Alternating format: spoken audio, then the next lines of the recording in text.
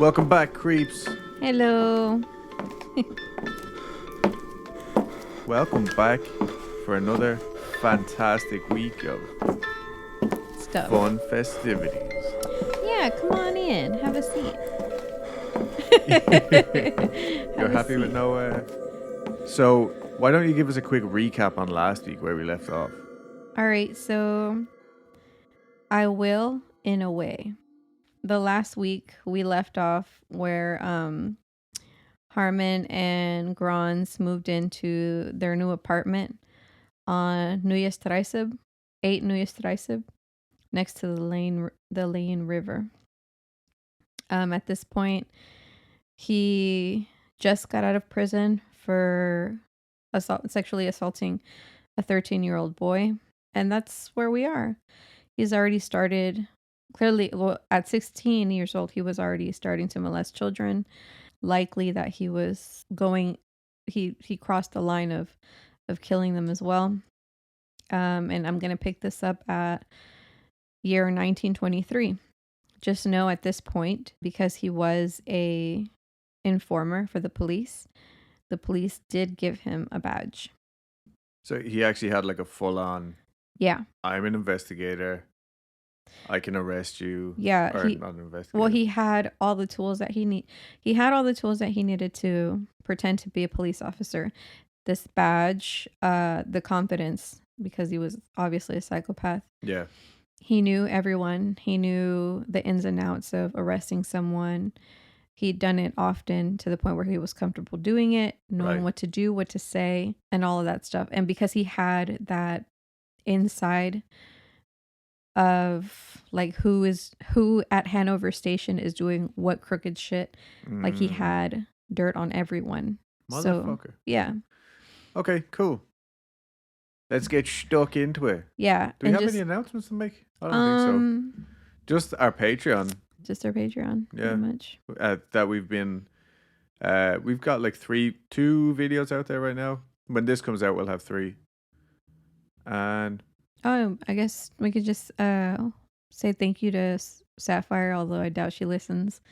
Yeah. We got our super cool poster from Sapphire Sandalo. Yeah, she's a really cool chick, and just super hip hopping YouTuber. Yeah, like we're gonna be one day. My niece is actually a big fan of hers, so she was pretty excited when we told her that, hey, Sapphire Sandalo is talking to us. Yeah, I just keep telling everyone, they're just our friends. It's whatever.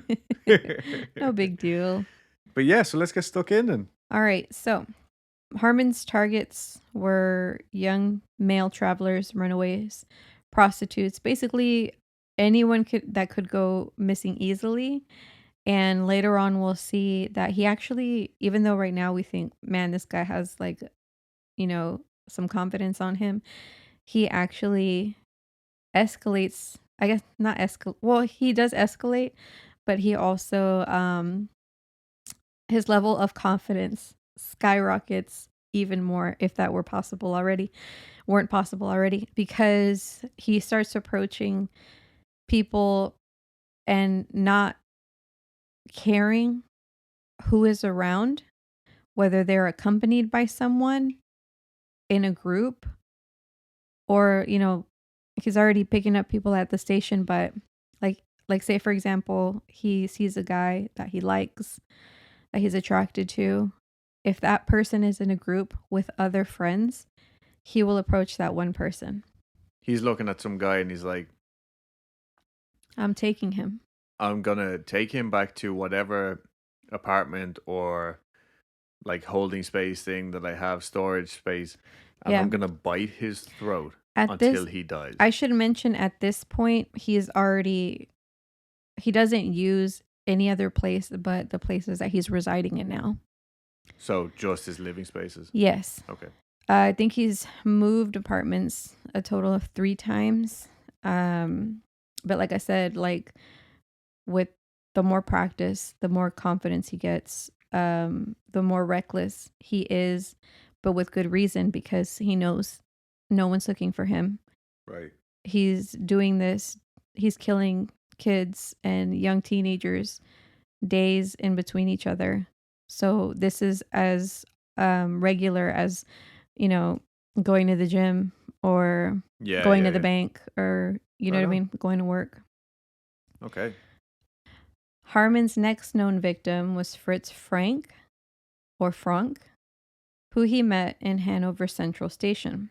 Fritz Frank was 17 years old. He was a pianist who met Haarmann at the station.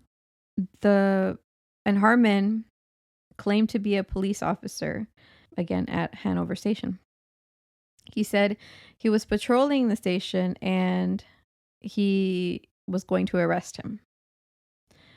Haarmann took Frank to his Neue Straße residence. When they arrived, Hans Grans was already there, his boyfriend. Yeah. He was already there chilling with two of his own female friends. And one of them was actually Grans' lover. So, and with this information, we know that they're not entirely monogamous. They're allowed to have lovers. Yeah. Okay. Outside of just them two. And I think it could be, okay, so I found two different variations of how he got a hold of Fritz Frank. One of them says that he was going to be he posed as a police and said that he was going to arrest him. And another one said that he just kind of, turned on the charm and took him to his apartment. It could be both, where he's like, arresting him, saying, hey, I'm going to take you to the police, and at the end he like pretends to be a good guy, be like, you know what, I'm gonna let you off, hey, let's go hang out in my apartment, right, blah blah blah. So according to Grans' lover, who was there at that time, she said that Grans whispered in her ear, quote, hey, he's going to be trampled on today, which could mean something like he's gonna get done in sexually or done in criminally. The insinuation is unclear. So he's talking about the guy that Haarmann just brought back. Right. Okay. Yeah. And, it could be one of those language translation things. Yeah. Like. But either way, it doesn't sound good. It doesn't sound fun for anybody. Well, no, because when you say, I kind of think about it like the word fuck, right? Yeah. Where it's like, oh man, like he's fucked, or could say, oh, he's gonna get fucked. Completely two different things. Yeah. He's fucked can insinuate that something bad's gonna happen to him, or something's bad has already happened to him. Mm-hmm.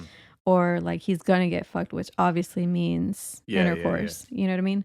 So that's what I mean. Like, this is what the lover said later on in a testimony in court. This is what Grans said. So it could be like, this is one of the things that they debated in the trial, was how complicit was Grans in these murders. Right, okay. So at some point, Grans and the ladies left the apartment, and Grans arrived later to find Frank naked, lying on Haarmann's bed.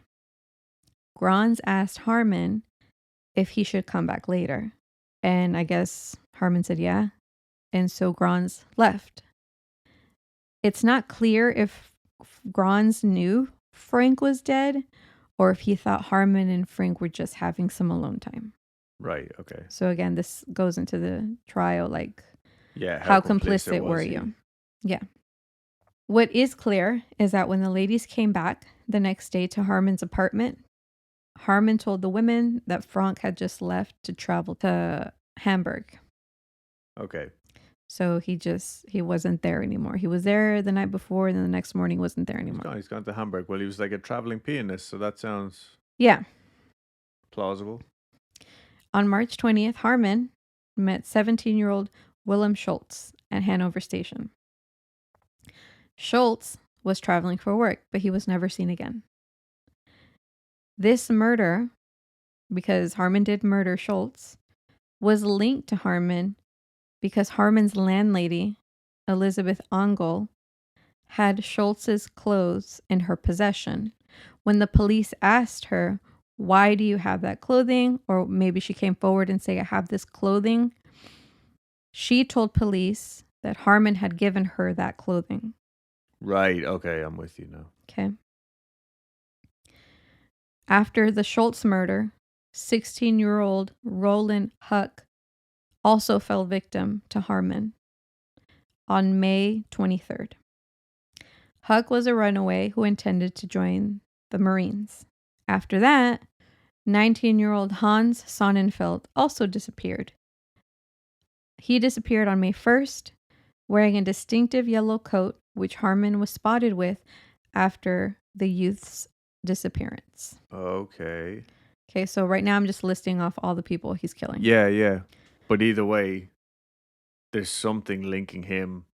Correct. Like, quite. And the reason why it's the clothes will become important later. Okay. Because it plays a huge role.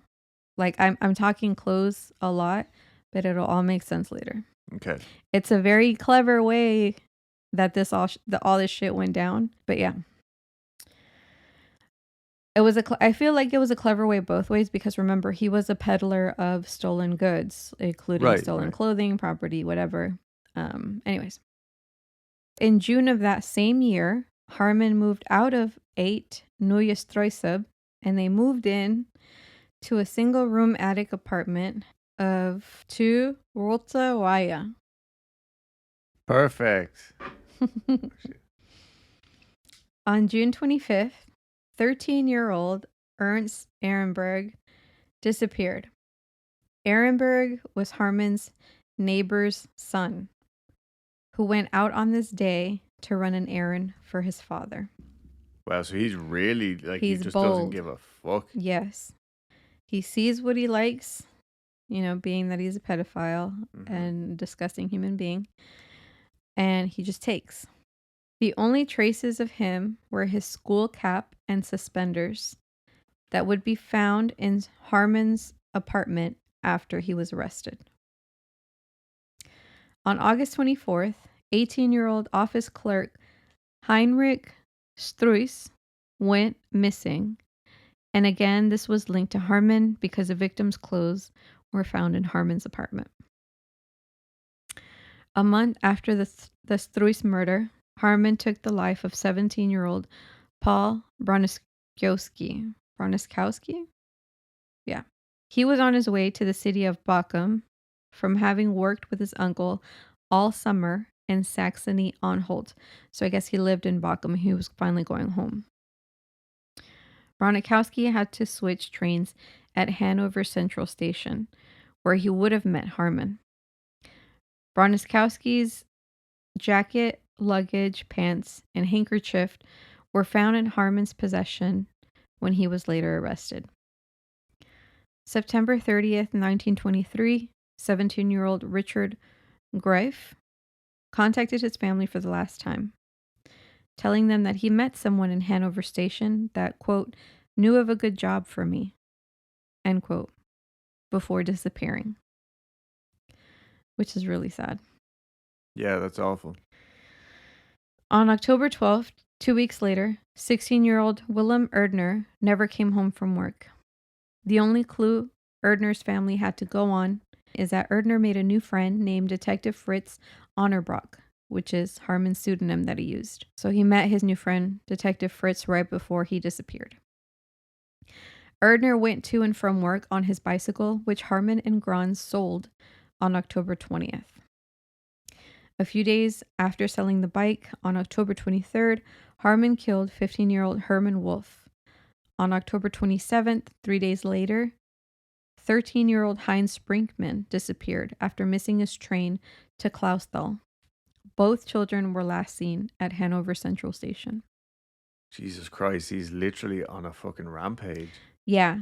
So like how I said, like these are only the murders that are known of, and I feel like they're only known because of the clothing bit and because like they've seen these boys with him. Right, okay. So even in between these murders, he might have been... Correct. Like... Because do you remember what you had for breakfast 2 months ago? I don't even remember what I had for breakfast yesterday. So if you find out that this guy who you see, like only at Hanover Station, and you only go to Hanover Station a handful of times in the week, you might not remember seeing him with someone that you later find out is missing. Yeah, of course. On November 10th, 1923, 17-year-old apprentice carpenter from Dusseldorf, yeah, named Adolf Hannibal, disappeared from Hanover Station. He was last seen in the company of Hans Grans and Haarmann, going in the direction of a cafe, I guess around Hanover Station, before completely disappearing.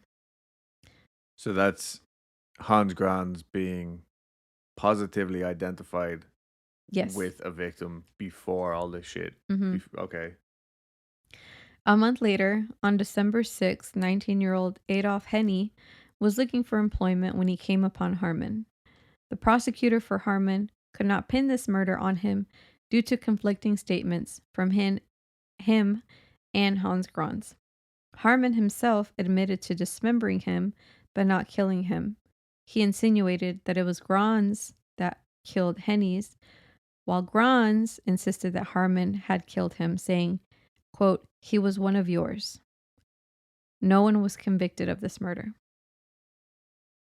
Wow. He was one of yours. Yeah. That's crazy. That's insane to me. Yeah, no, it's fucking nuts. It's really reminded me a lot of, I know I always reference Dean Corll, but I guess it's just one of those cases that stood out to me. But he does, this story is reminding me of that because just like the relationship between him and Hans Grans, whereas Dean Corll had that kid who was arrested. I can't think of his name right now. Although he would get people for him. Yeah, and he proclaims his innocence still. I remember that story. You're absolutely right. There is a parallel, especially with the whole homophobia thing. Yeah. Yeah, and like, as long as you don't make a lot of noise, you won't attract attention to yourself. Mm-hmm. You know? And that was all in the span of 1 year. Just want to let you guys know. Fucking hell. I know, fucking wild. Let's go to 1924. Come with me. The first victim Haarmann killed in 1924, allegedly, was 17-year-old Ernst Spiker, who disappeared on January 5th. Haarmann couldn't admit to killing Spiker because he didn't remember him. He took the prosecutor's word for it, though, because police found Spiker's belongings amongst his own possessions upon his arrest. Also, a friend of Spiker's testified that Haarmann made friends with him right before he disappeared. Haarmann was just like, okay, if you say so, I guess I killed him too. Yeah, I mean, how many fucking... Yeah. Yeah, like you said, like, what do you remember what you had for breakfast 2 months ago? Yeah. 10 days after this murder, the Spiker's murder, 20-year-old Heinrich Koch disappeared right after making friends with Haarmann. In the following month, Haarmann killed 19-year-old William Sanger, who was traveling from Lindenlehmer on February 2nd. In the same month, he also killed 16-year-old Hermann Spikert, who disappeared on February 8th. And there appears to be a hiatus of murdering kids, like between the February 8th and the next one. But I just don't see him stopping because of his unchecked pattern of murder, is only days apart. If there was a hiatus where he just did not kill anybody, I feel like there was something probably going on in his life that we don't know about. He didn't talk about. Maybe he traveled somewhere else and, that's where a bunch of killings happened. Or maybe he struck up like an actual romantic relationship. I know that happens a lot. Or something happened that physically stopped him from killing. Maybe he got like really sick or some shit. Yeah, shit. Mm-hmm. But otherwise, I just don't think there was a break between this murder and the next murder that happened on April 1st. So on April 1st, Haarmann murdered an acquaintance of his named Hermann Bach. He persuaded Bach's friends not to report him missing. But when he was arrested, this murder was pinned on Haarmann because Haarmann had gifted Bach's suitcase to his landlady. That's so okay. And he still had some of Brock's clothes in his possession. So these are like his fucking trophies or whatever. Well, I mean, he gets, it's crazy. Like, this is pure product killings, right? Yeah. He gets to rape these kids. He gets to murder them. And he can do it as much as he wants, like, to get his kicks off, right? Yeah. And he can collect all their possessions and get to sell them and make money. So this is all profit in so many ways. Yeah, I wonder, did he view it just like that, as a business transaction, basically? Like, this is him going to the market to get his wholesale fucking goods. I want to say yes, because if you remember, growing up, his dad taught him how to be a con artist. And as he grew up, whenever he wasn't in the military, he was always looking for easy ways to make money. Yeah, yeah. But what's crazy to me is I feel like this is the point where he's like, I don't care who sees or whatever, because this is the first time that I see him saying, going to his victims' friends, trying to persuade them not to report this kid missing. Okay, yeah. And that's what stuck out to me. A week later after this murder, on April 8th, Alfred Hogreff ran away and disappeared after arriving at Hanover Station. Just 9 days later, 16-year-old Willem Apel disappeared the same way. On April 26, 18-year-old Robert Witzel disappeared after heading out to see a traveling circus. This is really sad. Witnesses saw this boy walking from Hanover Station with an official who worked at the station. Haarmann would later admit to this murder in trial, saying that he killed, dismembered, and discarded the boy's body that same evening in the Leon River. So this kid wasn't even traveling. He was just going to see the circus. Exactly. And like, it's so sad because the mom was like, I remember him asking me for money so he can go see the circus. Wow. And he left and he never came back. This is upsetting. It is. I'm sorry. But it is mad though, and it's like such a thing, like a tale of the times as well. Like, really, yeah. isn't it? Like, 1924, can I please have half a penny so I can go and see the circus, Ma? Yeah. It is sad though. And this is how he was dismembering all the bodies and throwing them all in the river. There were some well-fed fish. So he was throwing some in the river, and he was also discarding them in other places, but mostly he was throwing them in the river. Okay. In the same river. Yeah. 2 weeks later, Haarmann killed 14-year-old Heinz Martin, who went missing on May 9th. His mother reported him missing, and he was last seen at Hanover Station, and his clothes were also in Haarmann's possession. On May 26, 17-year-old Fritz Wittig, who was a traveling salesman, went missing. Haarmann later said in his trial that he killed this person because Grans insisted that he had to have the suit Wittig was wearing because it was a brand new spanking suit. That is grim. Mm-hmm. These guys, they literally sound like a pair of supervillains or something. You know what I mean? They were psychos. Yeah. They were fucking psychos. But like that seems like a scene from an old movie. It's like, oh, that guy's wearing a nice suit. Yeah. Would look better on me. Yeah. Wittig was murdered and discarded in the same way the others were. That same day, Haarmann killed 10-year-old Frederick Abeling, who was playing hooky from school that day. Do you know what that means, playing hooky? Yeah. Oh, okay, I wasn't sure. When I was writing this, I was like, we might have a conversation about the word hooky. You know what they called it in my school? No, what? And this is the only time I've ever heard this expression. Mitching. Yeah, I think that was like if you got caught mitching, like that you got detention or whatever. Mm-hmm. But what an odd fucking word to use. Like, I agree. We would say like ditching or... Yeah. Well, it's weird because like now that you mentioned like the whole mitching thing and then slipping a Mickey, like what's up with these names? Like you're picking names. Oh yeah, I don't know. Maybe Mitch just started it. But like in my head, like you ditch school or you like bunk off is another, you know what I mean? Oh, interesting. Like where the fuck did mitching come from though? Like literally only in my school on the detention list. Yeah. Have I ever heard that word? I don't know. Anyway. 2 weeks later, 16-year-old Frederick Koch would be approached by Haarmann as he walked to college with 2 of his college buddies. These kids later testified that Haarmann approached Koch and asked, "Well, boy, don't you recognize me?" This is what I mean by bold. He was with a group of friends. Wow. Picked him out, singled him out, and was able to separate him from his herd of friends. Fucking hell. And who is he pretending to be? An official. Just a policeman. Why would you say, like, "Well, boy, don't you recognize me"? I think it's just a ruse.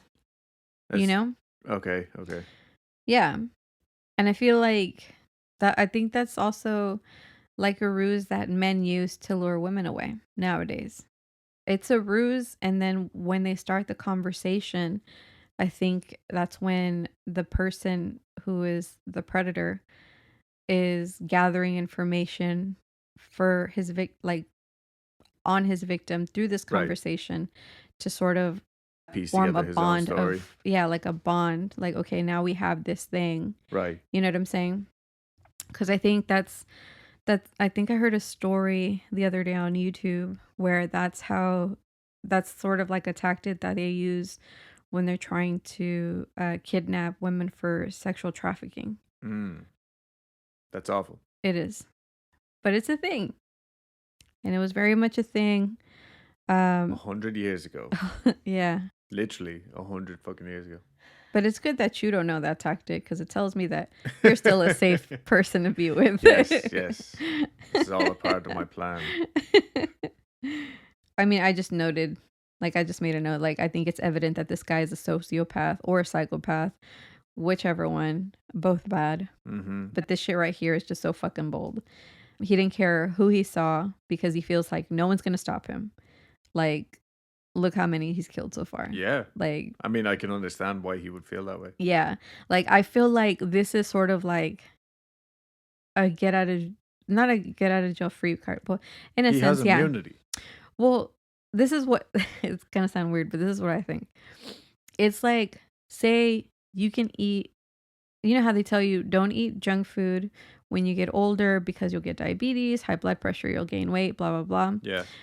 But he's essentially immune to all of these bad repercussions. He can eat as much ice cream as he wants. He can eat as much pizza as he wants. And he's not going to get fat. And he's never going to get fat. Never going to get diabetes. Except it's boy rape and boy murder. Exactly. Okay. That's the way. He literally has a buffet of boys. Yeah, Jesus Christ. And actually, is he eating them? Or is he just biting chunks out of them? We'll get to that later. Because it's scandalous. Check this shit out. I can't even.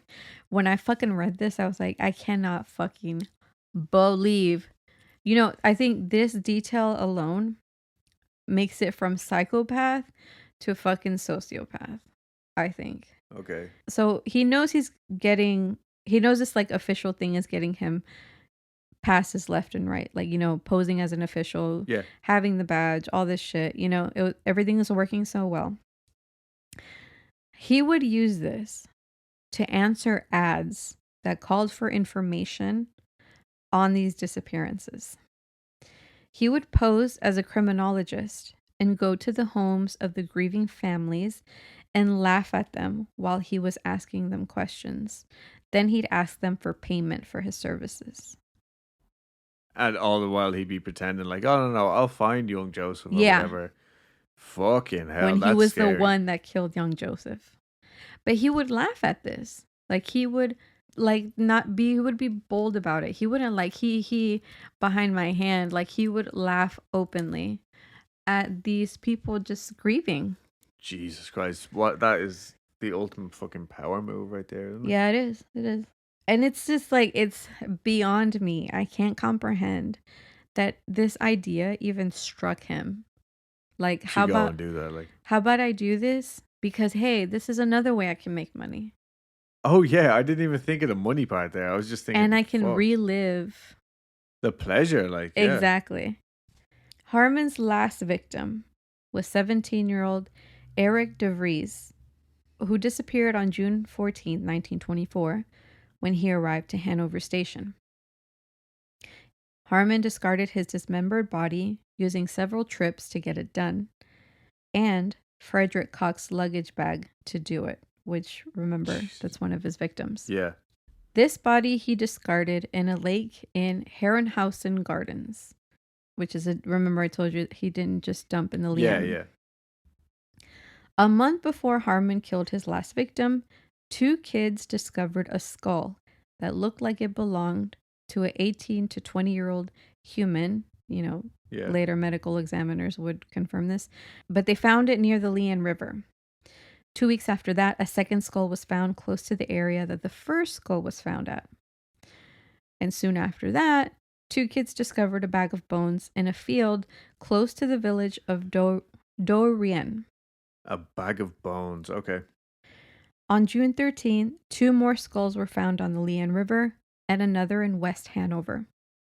One looked like it belonged to someone aged 11 to 13, and the other looked to belong to someone who was in their late teens.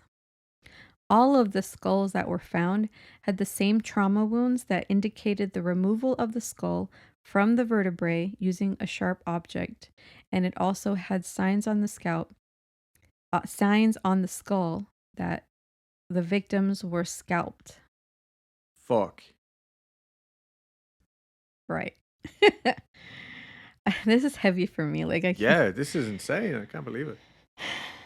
This is what LPN would call a heavy hitter. Oh, big time. Yeah.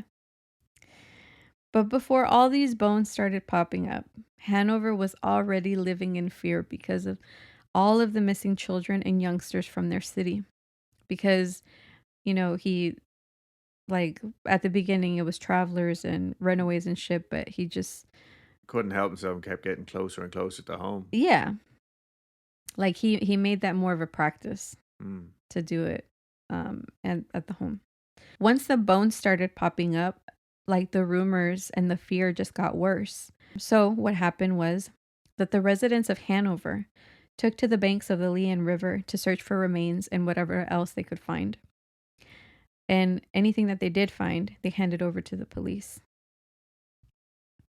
In total, they found 500 bones and whole sections of bodies, ranging from freshly killed to old in decay. The residents took it upon themselves because they just didn't have any faith in the police, basically. They were then. I think they might have been okay, look. We got to do something about this. We have to be proactive in this. Fair play to them. Yeah, because if they didn't have faith in the police, they wouldn't have turned over this shit. They would have gone all vigilante. Yeah. But they didn't. They handed over to the police, which is a very important detail, meaning that they still had faith in the police. Okay.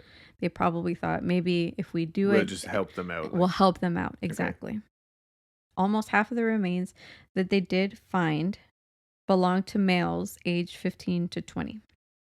Haarmann was the number 1 suspect for police because they knew of his 15 convictions from 1896, all offenses related to violence against minors and children. He was also connected to the Roth and Koch disappearance of 1918. His surveillance began on June 18th, 1924. And I mean Haarmann's surveillance. Yeah. The police started surveilling Haarmann. So because Haarmann knew all of the officers in the force, because, informant. Yeah. The police decided to use 2 policemen from Berlin. So they brought them in from Berlin because they were he doesn't know who the fuck they are. Yeah. For this undercover operation. These police watched Haarmann's movements, hoping that he would buy their facades of traveler in need while watching him at Hanover Station. On June 22nd, Haarmann was seen arguing with 15-year-old Karl Fromm. Haarmann walked over to some police officers and insisted that they arrest him because Fromm was traveling with forged documents. He's such a fucking rat. He's a rat, yeah. What the fuck? I fucking hate this guy. The police arrested Fromm, who confessed to them that he had lived with Haarmann for 4 days and was repeatedly raped by knife point by Haarmann. Fuck. Haarmann was arrested the next morning. While Haarmann was locked up, Haarmann's apartment was searched. The place was stained with blood. We're talking walls, flooring, and bedding. I actually was wondering this earlier on, but okay. Yeah, like it's all red. Like he made no attempt really to even cover it up. I mean, for what, right? Yeah, because he was untouchable. Mm-hmm. Haarmann tried to explain this away by saying it was a result of handling contraband meat. But like, why would you bring the meat to bed with you? You know what I mean? Like his bed was soaked with blood. Hello. Jesus Christ. And like to me, I'm like, where the fuck did this guy sleep? Like, did he sleep on that shit? Probably.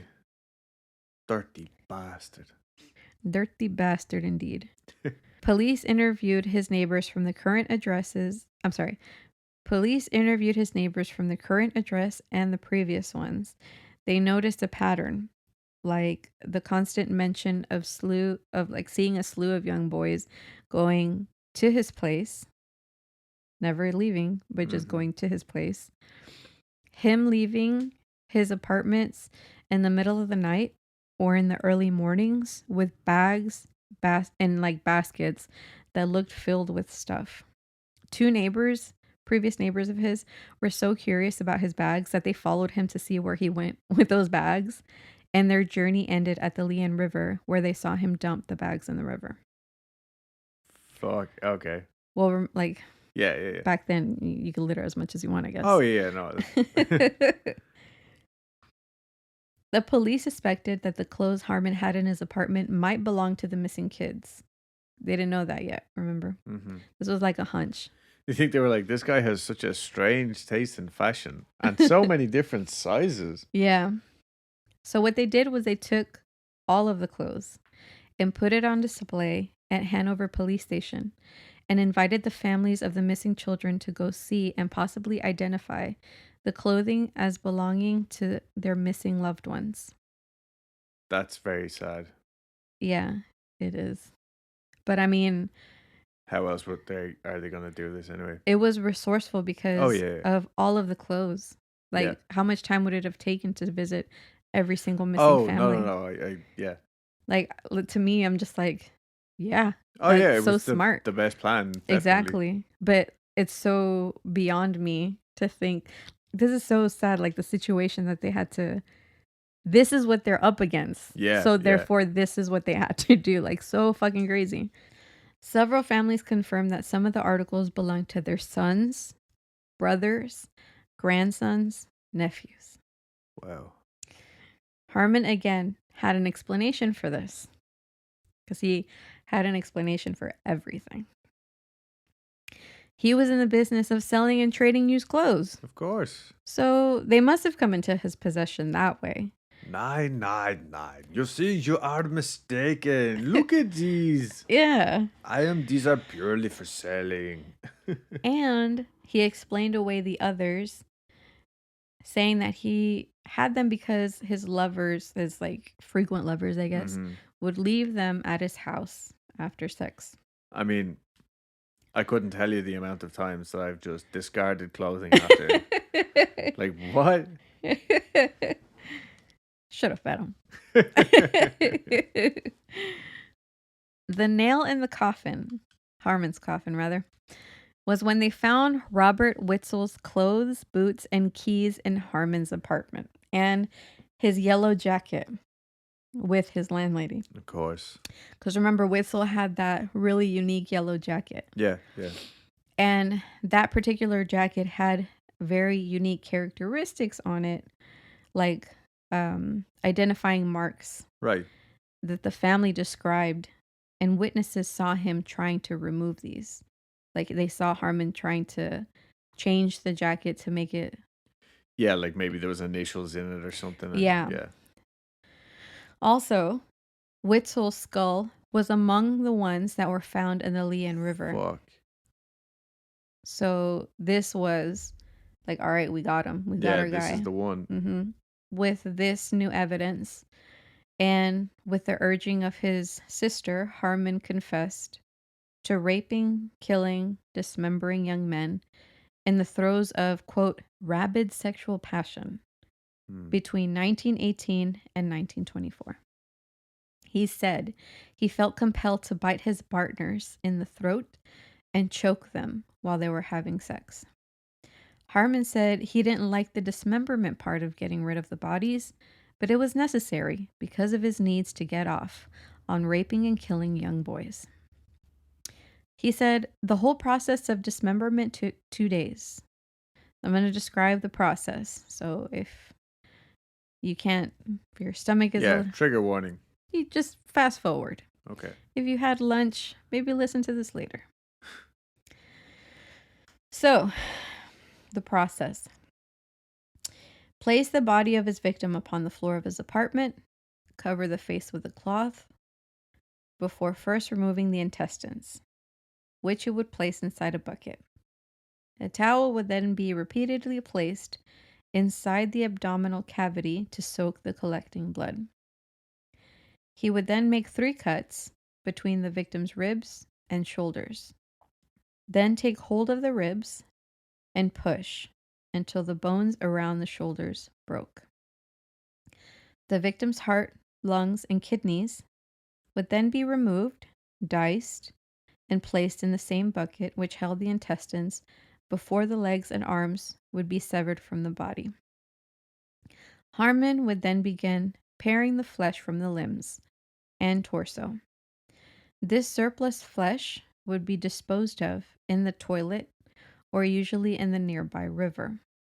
The final section of the victim's body to be dismembered was invariably the head.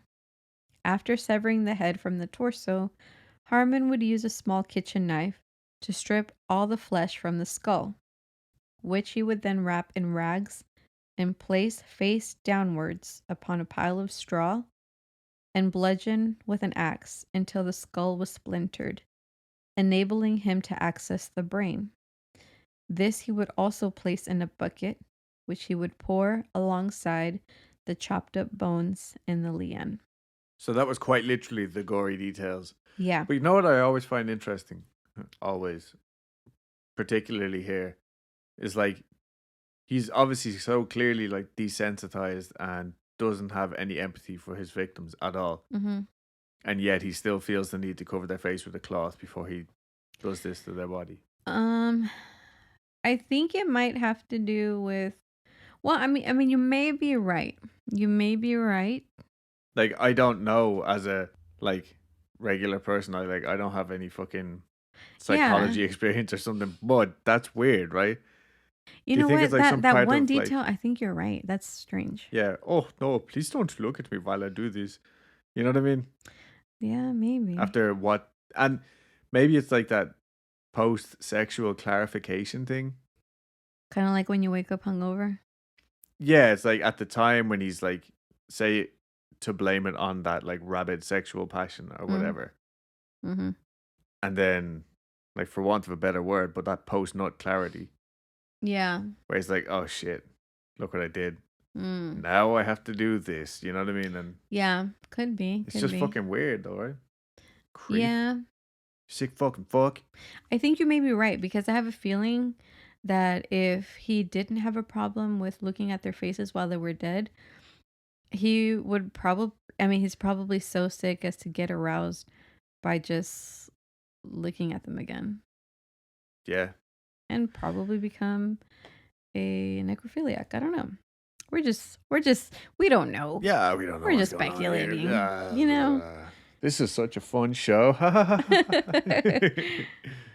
Haarmann denied responsibility for the skulls found in the Liane River in the beginning, but this was soon seen as a way to try to save his own ass. He insisted that he crushed the skulls of all of his victims, except for the ones he killed before 1918, and Eric de Vries. He also claimed that his desire to murder was impulsive and exclusive to when he had sex, but police found evidence that suggested that he planned his murders days in advance. He also had a hand in almost every disappearance, whether it was dissuading someone from reporting a boy missing or coming up with an explanation as to why some of them went missing. Haarmann only fessed up to murders that the police could without a doubt pin to Haarmann. In the end, they could only stick 27 boys to him. As for all the others, all Haarmann would say was, quote, "There are some victims you don't know about, but it's not those you think." So the police indulged him and asked, "How many were there then?"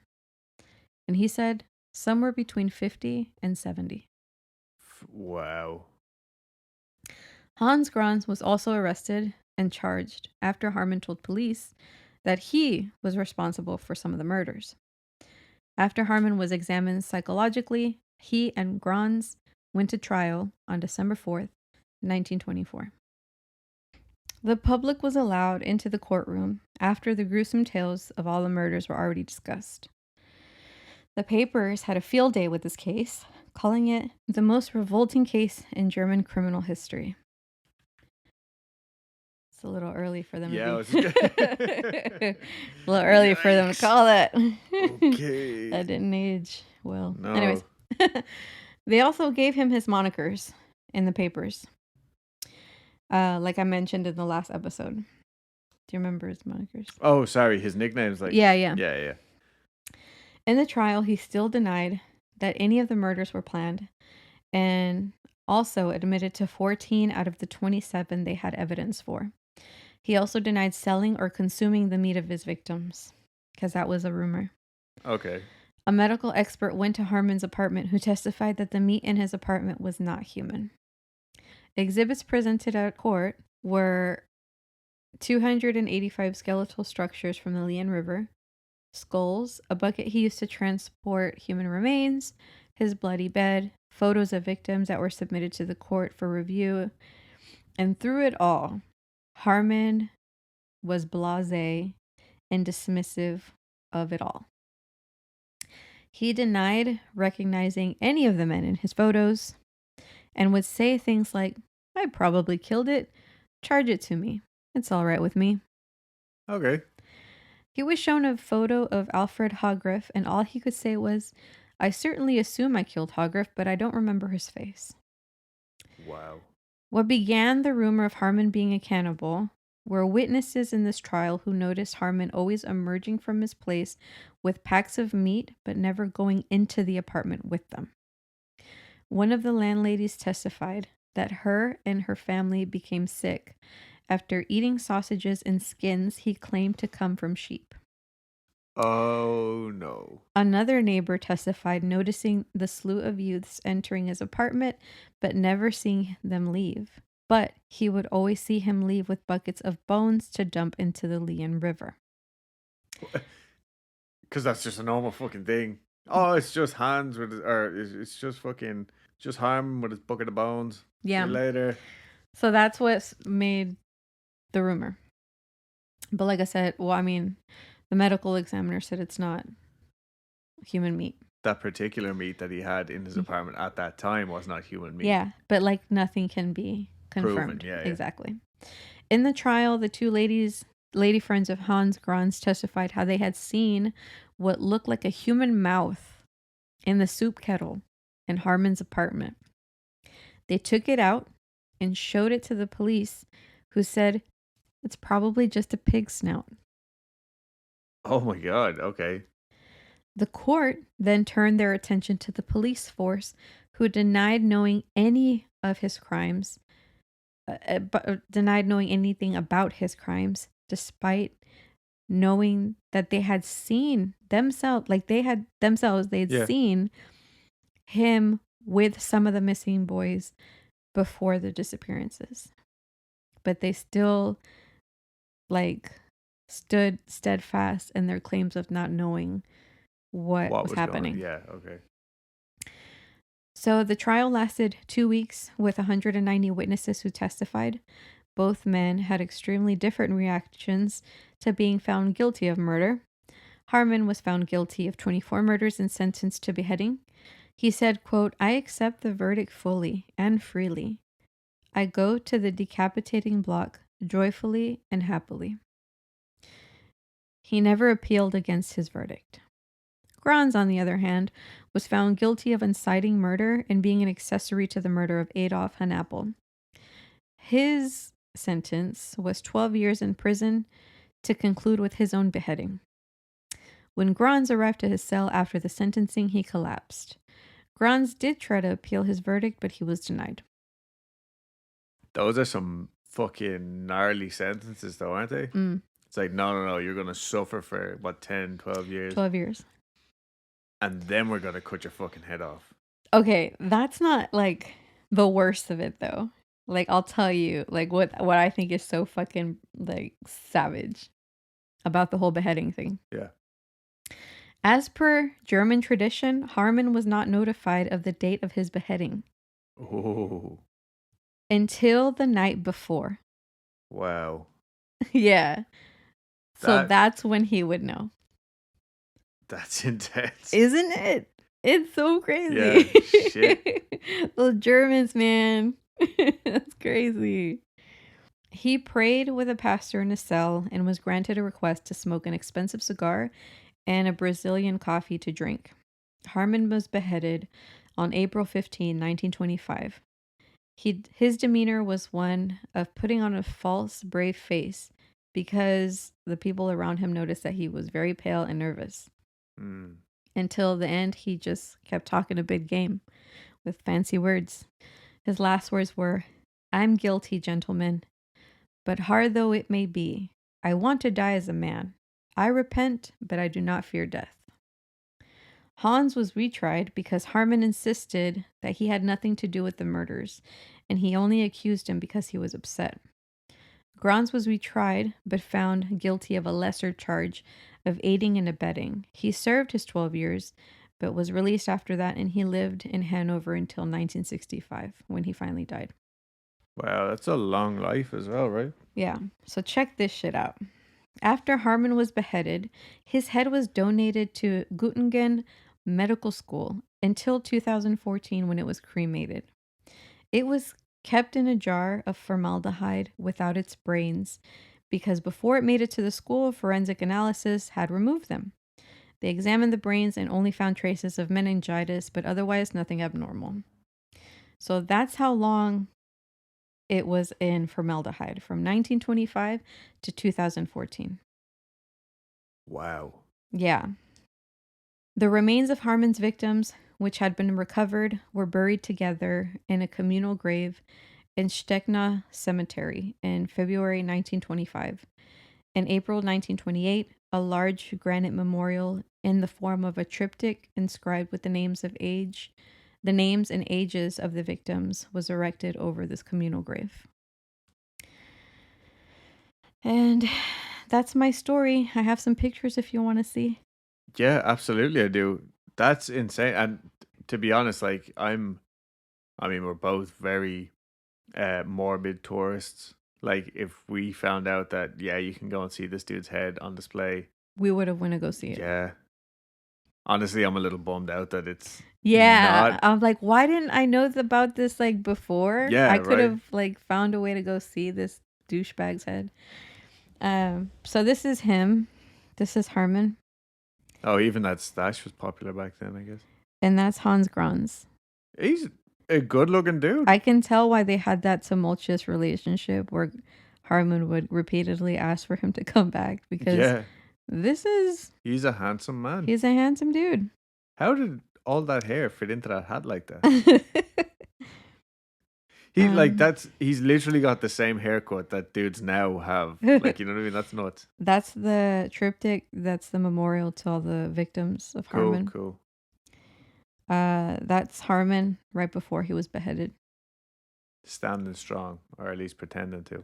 Like, he looks like he's just hanging out with his buddies. Yeah. And that's his head in formaldehyde. Wow.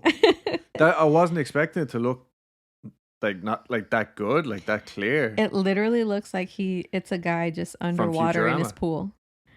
It's just like the heads from Futurama. Yeah. That's nuts. Yeah. Well, fucking hell. That was intense. I cannot believe I never heard of him before. What a monster. Yeah.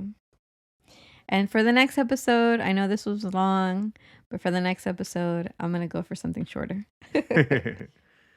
Right, well, today I'm going to tell you a little bit of a local legend from Vermilion, Ohio. Have you ever heard of Vermilion, Ohio? No. Me neither. But I know vermilion's a color. Okay. It's green. So today we're going to talk about Gore Orphanage. Oh, God. Yeah, right. Terrible. What a metal name. It just sounds terrible. So first I'm going to tell you the legend. Okay. Sometime in the late 1800s in Vermilion, Ohio, stood Gore Orphanage. Mm-hmm. One night, a fire broke out and quickly engulfed the entire building, trapping over 100 children on the second floor. People came running to see what they could do, but it was all in vain as they were too slow and the fire was already in full swing. They were forced to stand and watch the fire take its toll, and even if they looked away, they could still hear the screams of all the children cooking inside, until eventually all that was left was a slow, crackling pile of burning embers. How many kids? Over 100. That's so sad. Even one kid would have been sad.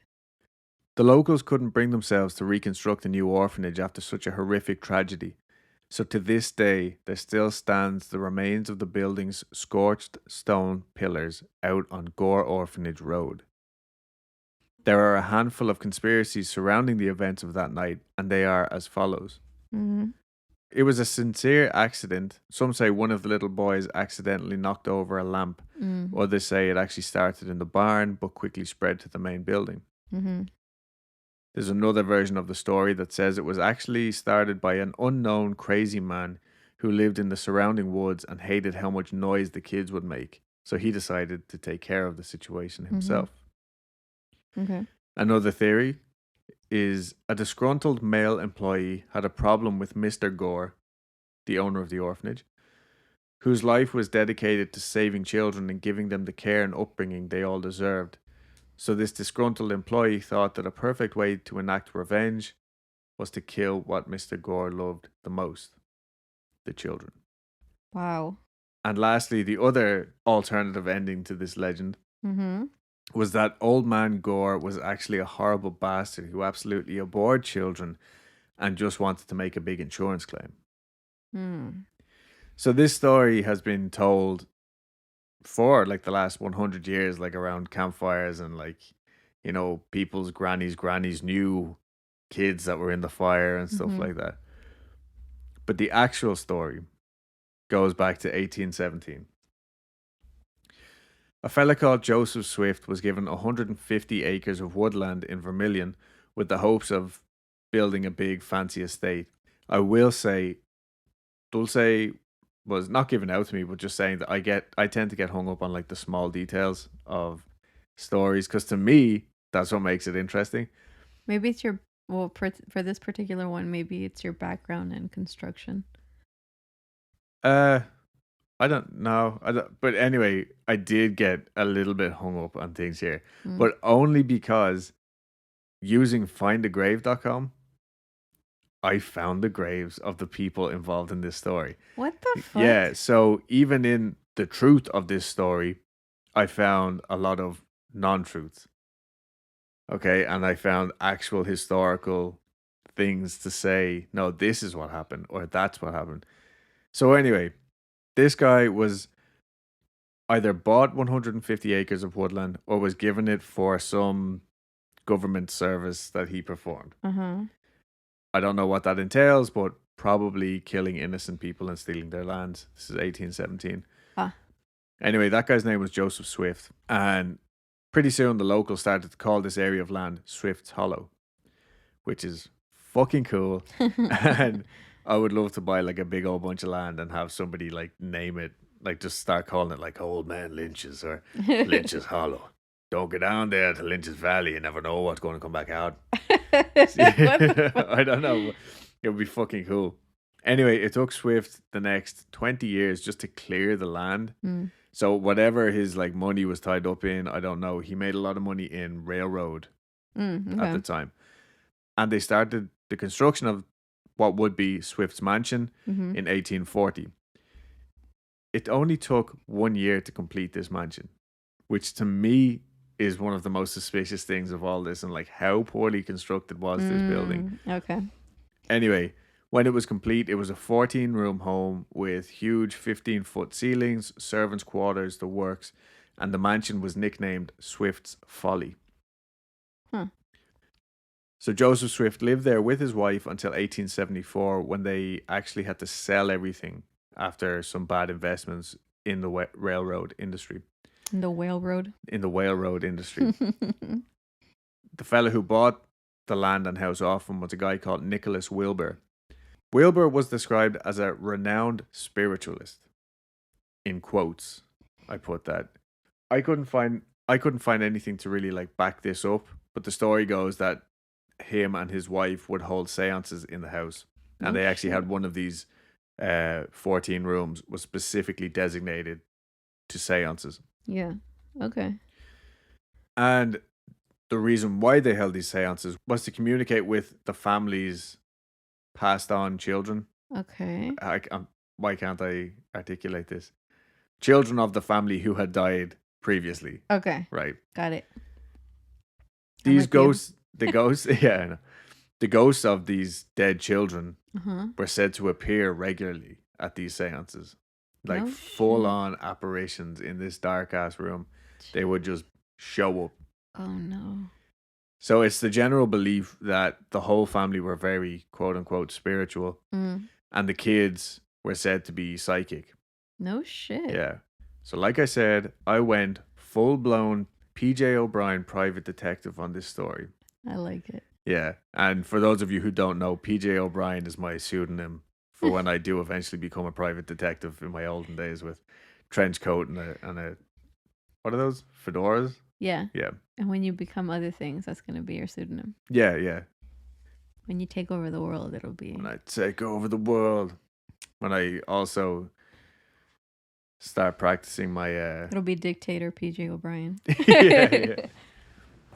Or if I ever become a cool traveling blues musician. Yeah. Anyway. So I actually found, like I said, the death records of this family. And all those children that were said to be psychic, as far as I found, there was only one child. Oh. And it was a guy. And I think he lived in this mansion with them. But the sad thing is they actually did lose 4 grandchildren. So Nicholas Wilbur, who bought the house, his sons, 4 kids, all died in the span of 6 days. What the fuck? In 1893, yeah. What happened? So I think it was a diphtheria outbreak. Okay. Yeah. Oh, what is that again? I don't know. What is diphtheria? The old-timey disease. Diphtheria is an infection caused by the bacterium Corynebacterium diphtheriae. Do you want me to keep reading? Okay. Signs and symptoms may vary from mild to severe. They usually start 2 to 5 days after exposure. Symptoms often come on fairly gradually, beginning with a sore throat and fever. In severe cases, a grey or white patch develops in the throat. This can block the airway and create a barking cough as in croup. The neck may swell in part due to enlarged lymph nodes. Wow, so that's just another thing that we all need to be fucking terrified of. It actually sounds a lot like the disease the Captain Trips from The Stand. So they probably died of the fever. Yeah, well, like that diphtheria back then, I guess probably now like we're vaccinated or a simple cure, but back then obviously it wasn't. And if it's a bacteria, it's probably like highly contagious. Yeah. Highly. It makes sense. Well, I mean, then how come he didn't die? I don't know. That's interesting. Maybe like the way COVID-19 affects children less, maybe diphtheria affects children more. I don't fucking know. But either way, it seemed pretty sad, and 4 kids died. I'm assuming they were a very close-knit family, you know? Because, let me see. Oh yeah, there was some like controversy between people saying, oh, well, they didn't die in the house, so why would they haunt there? But in their, like, I guess their obituaries or whatever it is on that findagrave.com, which by the way is really cool, they all died in Vermilion on the Lake, which is in Vermilion, Ohio. So even if they didn't live in the mansion, they lived in the locale, you know what I mean? They were close physically. Anyway, the first to die was May, who was 9. She died on January 13th. Jessie, 11, January 14th.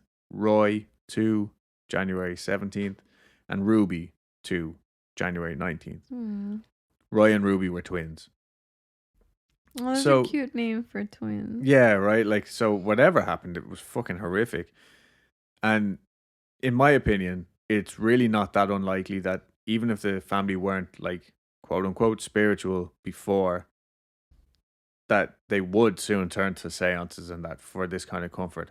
My family have done that. You know what I mean? Like, a lot of people still to this day do that. Mm-hmm.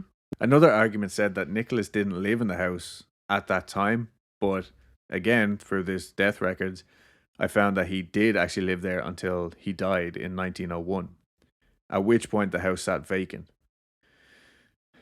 In 1902, the land was bought by a John A. Sprunger and his wife Katharina.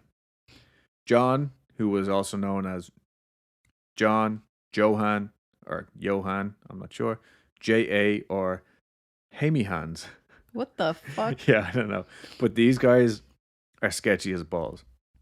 That's funny how you said his name is John, but some people call him John. Yeah, I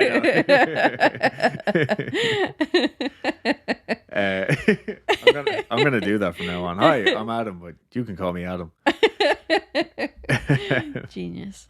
And then I'll just say, Adam, can I call you Adam? Yeah. So one of the reasons why they were sketchy as balls is, for one, in the first article I read, they both had the same surname, Sprunger, from before marriage. So it's like said that, oh, well, we don't know why that happened or whatever. Like, they're from the same place in Sweden, so maybe it's common. I think it was Sweden. And a former employee of theirs referred to them as brother and sister Sprunger in like a journal. Mm-hmm. This might just be in a religious sense. I thought until I found out that they were actually first cousins. And they were married? Yep. Gross. And they were also super religious. I thought you were going to say super in love. I'm like, oh, gross. I mean, maybe they were. I don't know. So they bought this land so as they could build the Light of Hope Orphanage 2.0. Right. You all didn't see that, but I did the signs with my fingers. The little man fingers. Oh, a little. Well, I don't want to say a little bit. Man, with his man fingers. Big, strong man hands. They had just left Bernie, Indiana, after their other orphanage, the Light of Hope, had mysteriously burned down. What the fuck? Yeah, which killed 3 young orphan girls. This is a fact. This happened. Yeah. Apparently, John had lost 2 other businesses to fires also. Uh-huh. One of which was a hospital. When this hospital burned down, it was full of patients, and even one of the staff refused to leave the patient's side. They were like, no, we are here to care for them until the very end. Interesting. So chose to die, like literally go down with the ship. That's some fucking hardcore shit. Unreal. Like, and this is just what I picked up, like skimming through this family's history. So something was not right. And I think like he was a constant, like he actually kind of reminded me of like an L. Ron Hubbard type. Fuck that guy. Yeah, oh yeah, fuck that guy. That's the Scientology guy, just in case you didn't know. And it said like he would literally start a business, go full-fledged in with it. If he lost everything, fuck it. Declare bankruptcy, start again, a new venture. So a lot of these like were success. Yeah, a little bit.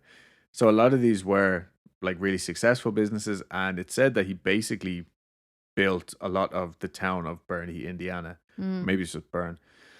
And the church that still stands there to this day was started by him and Katharina. Huh. Yeah, about 100 years ago, or like the late 1890s or something. And there's a lot of people that just, you know, kept singing their praises because they had done so much. But in my head, I'm looking at these failures going like they were catastrophic. Like people died. Anyway, I just wanted to throw that in there. Okay. They had 5 children, 4 who died very young. Like, I think a couple of them might have been like stillborn, stuff like that. You had a really hard time conceiving anyway. The eldest child was 6 when she died. Her name was Hildegonda. Oh, interesting. Yeah, again, they're from, I think, Sweden. I hope I'm not wrong. Okay. I don't know how she died, but I know that it like totally fucked them up. Like they were heartbroken. Yeah. She died in 1887, and they went off on like, you know, went back home, went to visit a relative in the southern states who was a pastor. Like they really found God at this time, devoted their fucking lives to God. But they were so attached to this girl that when they bought the property in Vermilion, the next year, once everything was set up, they actually had her body exhumed and reburied at the property. What the fuck? And then again, in 1916, they had her exhumed and brought back to the family plot in Burney. Yeah. So this girl was dead for what, 16 years? And still did a lot of traveling. Yeah. That's crazy. More traveling than we've done in the last year. That's crazy. But like to me, that's twisted. That something is not right there. You know what I mean? Yeah, absolutely. Oh yeah, even though the mansion itself, like Swift's mansion, was only empty for a year when they bought it, probably not even, they never used it. They just let it wither away, basically. Where the fuck did they sleep? They wanted to build their own commune. Oh. Self-sustaining religious commune with this orphanage, right? Okay. Don't like that word. Me neither. So, like I said, they were extremely religious. John was a reverend, and they wanted to build this, religious community. All right. To me, that's a commune. Anyway, yeah. They built 4 buildings, and they had their own chapel in the boys' schoolhouse that you know where they would do all their shit. At one point, they had up to 120 children. Everywhere I read about them, they would refer to the children as inmates. What? I don't know why this happened. I don't know whether they're trying to paint like a really bad picture of the orphanage. Oh, the sources. The sources, oh, okay. Yeah.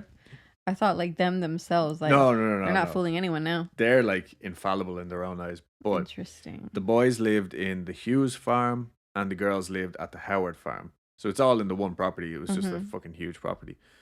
They had their own printing press where they would print their own school books. J.A. would print his own like manuscripts and like religious books and stuff like that.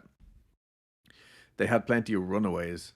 Like a lot of these kids would escape, and they like it was a perilous journey because to get away from Vermilion itself, they had to cross a river. But I think that was like the only way you could get out without getting caught by someone, basically. And the ones that did get away told of like horrific stories of abuse, neglect, slave labor. For example, like they had cows on the farm, but the kids were never, like they would get butter like once every couple of weeks, maybe. They would butter? Like, yeah, like from the cows. Like get butter. Butter, yeah. Butter. From the cows.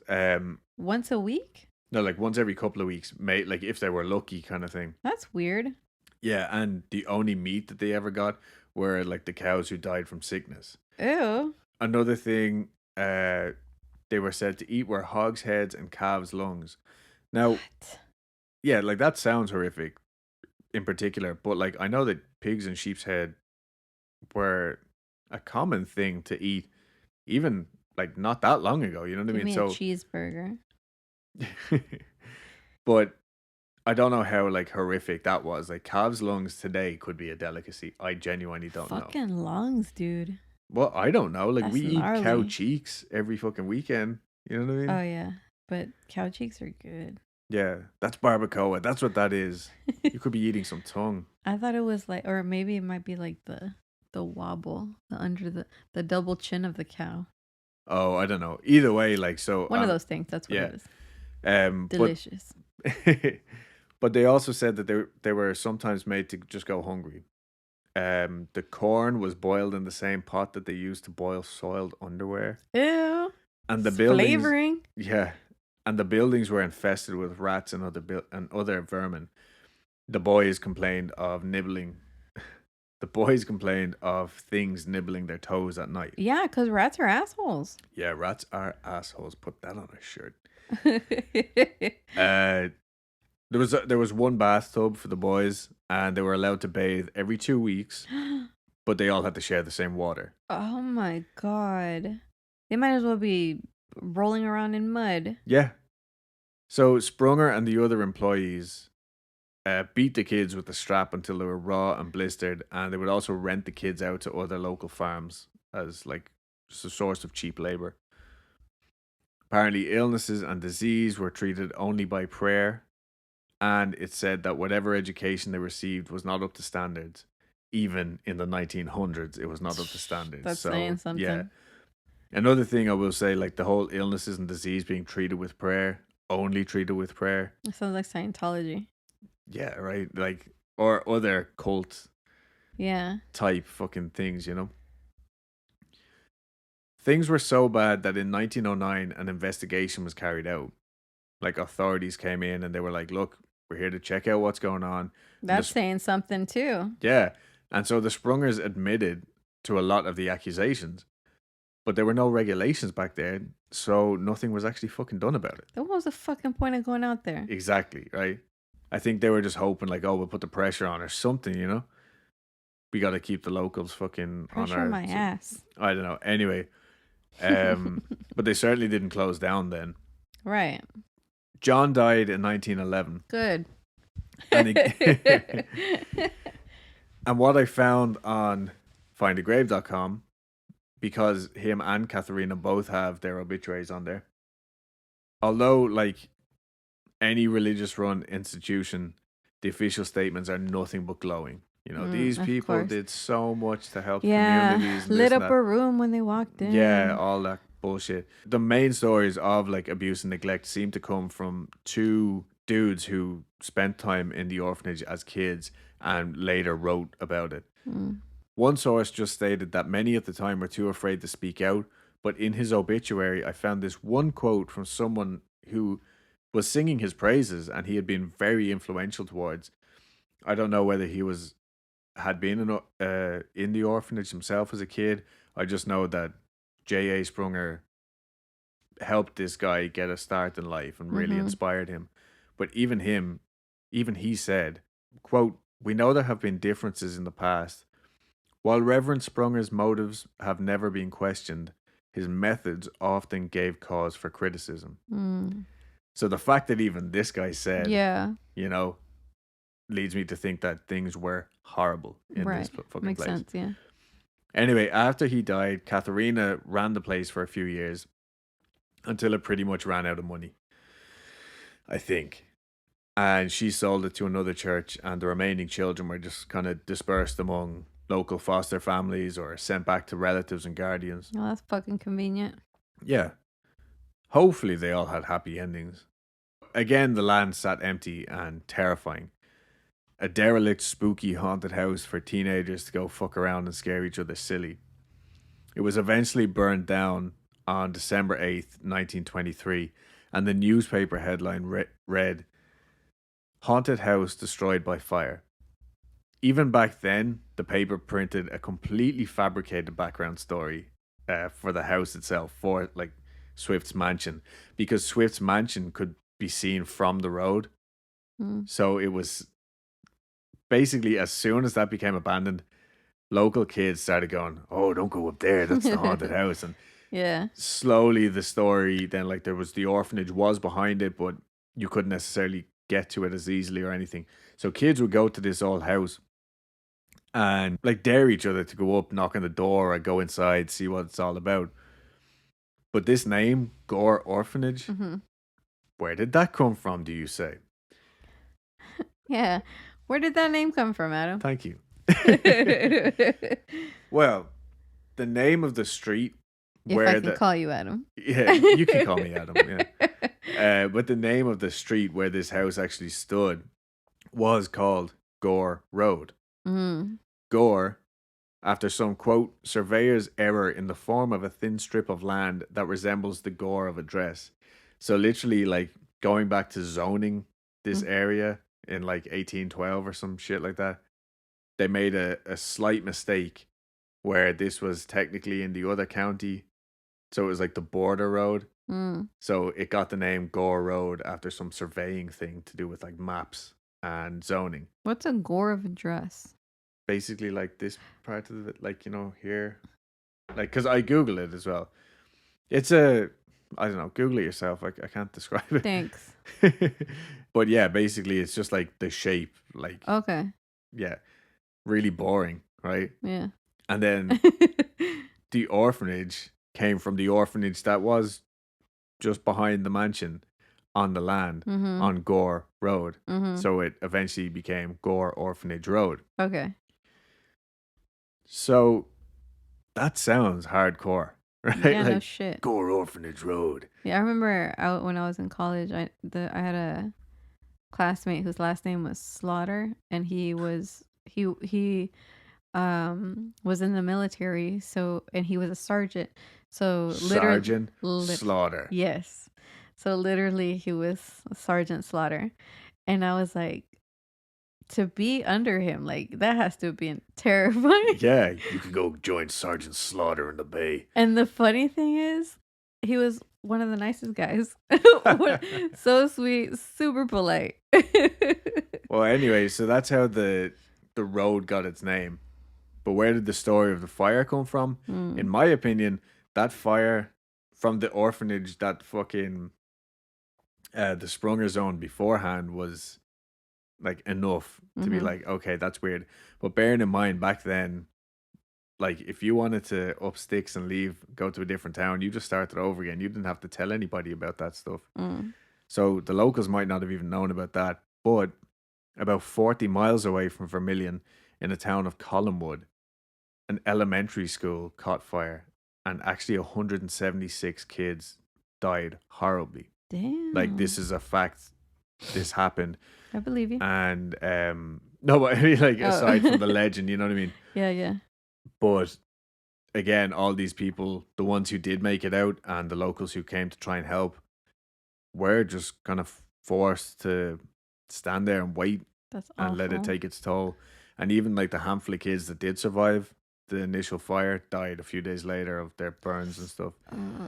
The town also turned on the janitor. They said that he set them up because they did get trapped on the top stairs or something like that. But the janitor actually lost 4 of his own kids in the fire. Yeah. So I tried to not go too deep into that, but yeah, it was super sad story. Yeah. But it sounds like they just wanted someone to blame. Oh yeah, big time. Like, yeah, he was basically Freddy Krueger. Yeah. You know? And so it's thought that that story basically just intertwined with the fact that they had this like metal as fuck scary house on Gore Orphanage Road. Yeah. And that's where the story came from. But that being said, the actual story of the land, in my opinion, is more than enough to make a few ghosts. Like the fact that they exhumed that little girl's body, reburied her, re-exhumed her, sent her back. All the kids that were being abused there over the years, the 4 grandkids that died of diphtheria. Yeah. And also J.A. himself, or Mr. Sprunger, Reverend Sprunger, whatever you want to call him, he died in the orphanage. And it's said that his ghost is still there to this day. Tormenting all the other kids. Maybe. And the thing is, most people, like, who hear the story of Gore Orphanage and just take that as Bible, they go and they can still see to this day where Swift's mansion once stood. And it's quite easy to find that. They don't realize that just behind there was this other, possibly still there, I don't honestly know. So, if anything, the whole land is fucking tainted with these horrible stories. Yeah. Thanks. So anyway, the place is spooky, and it's said that there's a lot of residual energy there to this day. There's reports of ghostly apparitions, balls of light, again, like our Patreon story that we covered, Firewatching Forest. Balls and taint all in one story. That's crazy. Screams of children can be heard. Visions of fire. I don't really know what that entails. And another kind of local legend that goes along with it is that if you park your car too close to where the house once stood, you'll come back to find your car covered in little tiny handprints. Oh, but we already know about that. We do? Yeah, remember? That's like one of those science thingies where, because like your car, you're always touching your car. So why it's just the oil stays there. So you think it's just the dust from the unused road covers the car? Okay, well, I'll just go fuck myself then.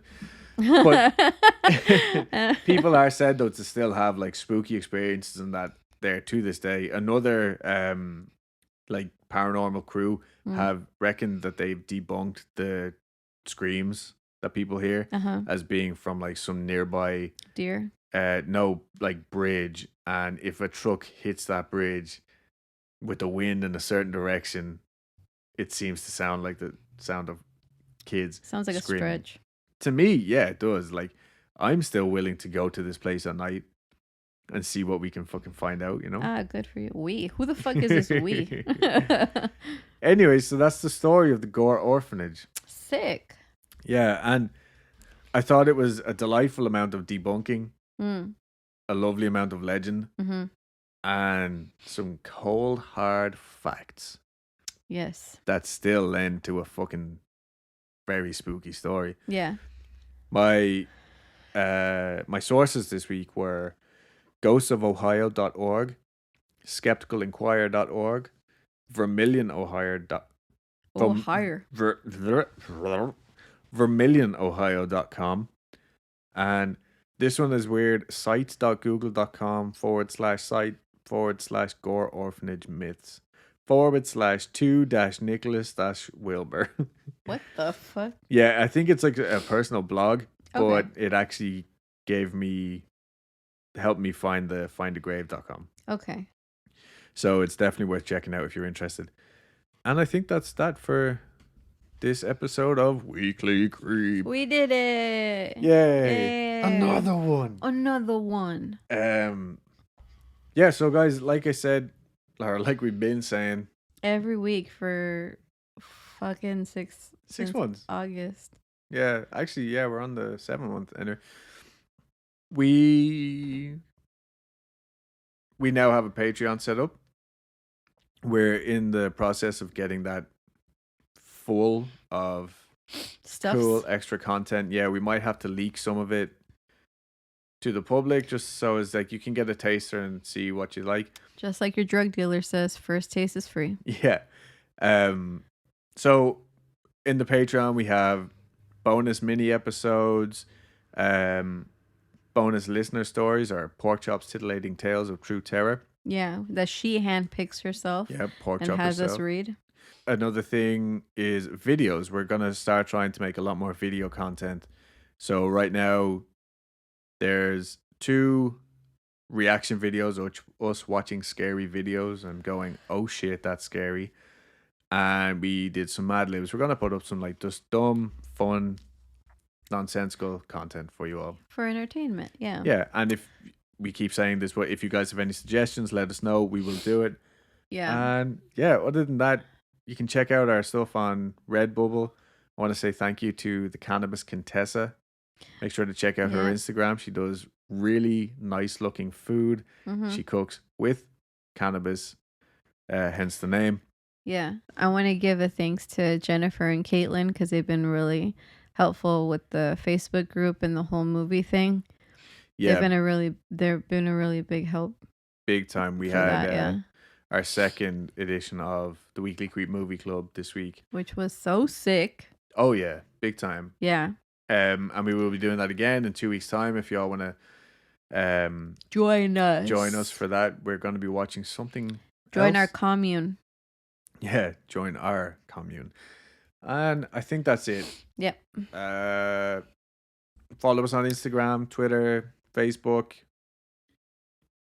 What else? If you're listening to us on Apple Podcasts, please feel free to rate and review. Yeah. And think about us. Yeah. Think about us. All right, I think that's it. All right, guys. Thank you very much for listening once again.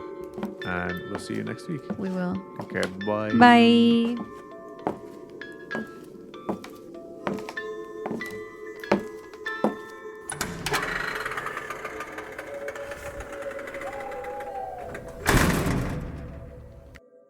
He's such a fucking rat. He's a rat, yeah. What the fuck? I fucking hate this guy.